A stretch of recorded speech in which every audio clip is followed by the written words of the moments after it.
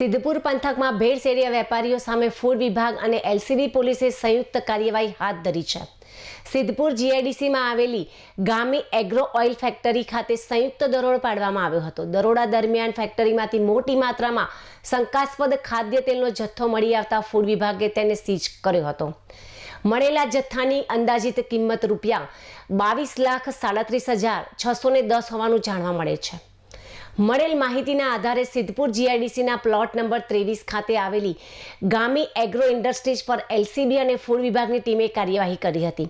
તપાસ દરમિયાન ફેક્ટરીના માલિક ભૌતિક રમેશભાઈ પટેલ સામે કાર્યવાહી હાથ ધરવામાં આવી હોવાનું જાણવા મળે છે। તપાસ દરમિયાન ઓઇલ ટેન્કરમાં ભરેલું ખાદ્ય તેલ તેમજ અન્ય જથ્થો મળી આવ્યો હતો। સંયુક્ત ટીમ દ્વારા સ્થળ પરથી કુલ 14,709 કિલો જેટલો શંકાસ્પદ તેલનો જથ્થો સીઝ કરવામાં આવ્યો હોવાનું જાણવા મળે છે। ફૂડ વિભાગ દ્વારા તેલના નમૂના લેવામાં આવ્યા છે અને તેને વધુ તપાસ માટે લેબોરેટરીમાં મોકલવામાં આવ્યા છે। લેબોરેટરીના રિપોર્ટ બાદ ખાદ્ય તેલમાં ભેળસેળ છે કે નહીં તે અંગેની હકીકત સ્પષ્ટ થશે। રિપોર્ટ આવ્યા બાદ આગળની કાયદેસરની કાર્યવાહી હાથ ધરવામાં આવશે।